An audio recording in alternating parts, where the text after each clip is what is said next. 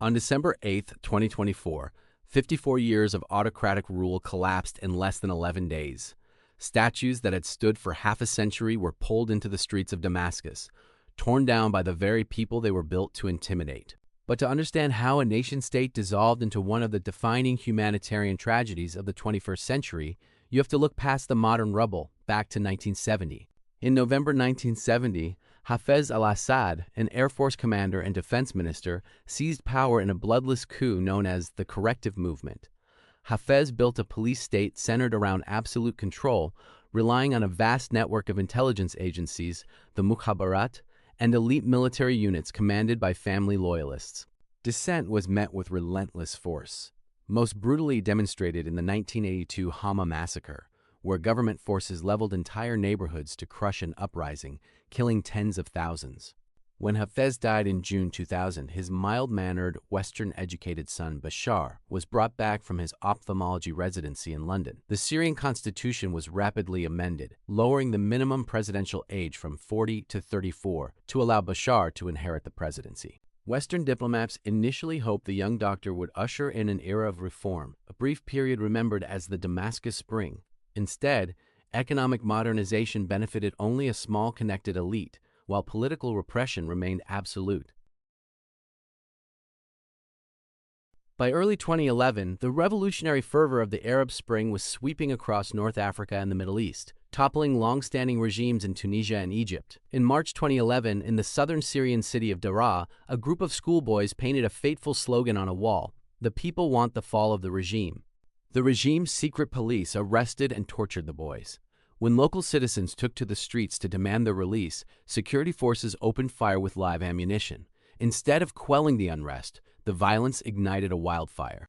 Protests spread rapidly to Homs, Hama, Latakia, and the suburbs of Damascus. Demonstrators sang revolutionary songs, demanding civil liberties, free elections, and an end to systemic corruption. The response from Damascus was unyielding.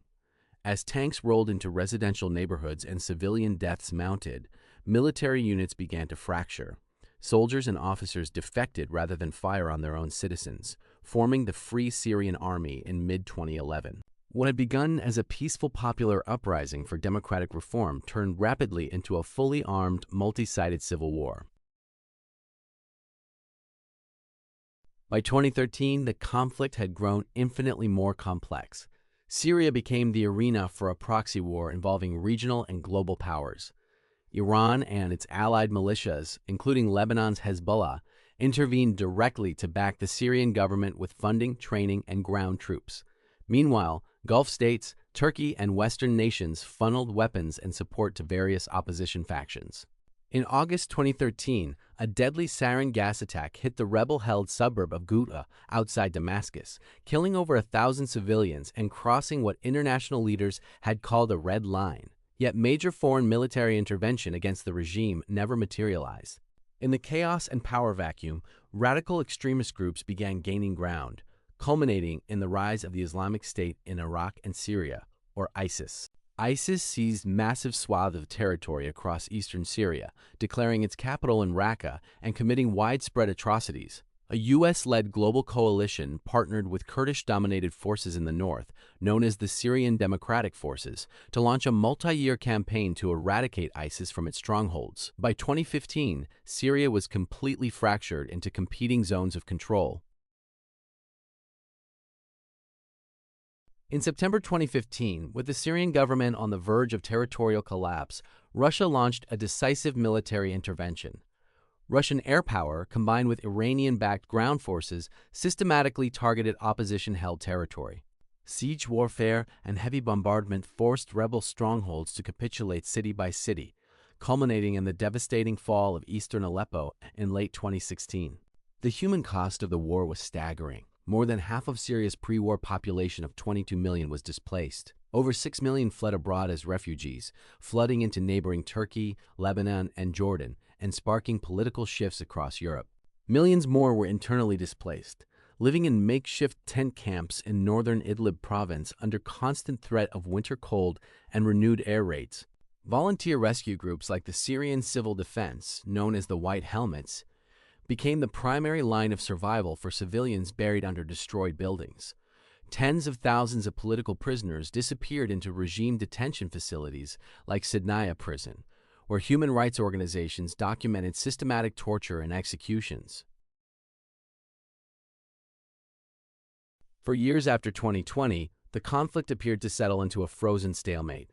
The regime controlled the country's major population centers, but ruled over an economic ruin plagued by hyperinflation, crippling international sanctions, and widespread poverty. The world shifted its attention elsewhere, assuming the situation in Syria had reached a permanent, painful equilibrium. That equilibrium vanished in late November 2024. A coalition of opposition forces, spearheaded by Hayat Tahrir al-Sham, alongside Turkish-backed groups, launched a surprise lightning offensive out of Idlib. Weakened by regional developments that had depleted both Hezbollah and Russian military capacity in Syria, the regime's defensive lines collapsed with unprecedented speed. Aleppo fell in days, followed by Hama and Homs. On December 8, 2024, opposition fighters entered Damascus without facing significant resistance. Bashar al-Assad fled the country to Russia, ending over half a century of rule by his family. As political prisoners walked free and millions celebrated across the world, Syria entered an uncertain new era, faced with the massive task of rebuilding a shattered nation, establishing justice, and forging a unified future out of decades of conflict. Subscribe.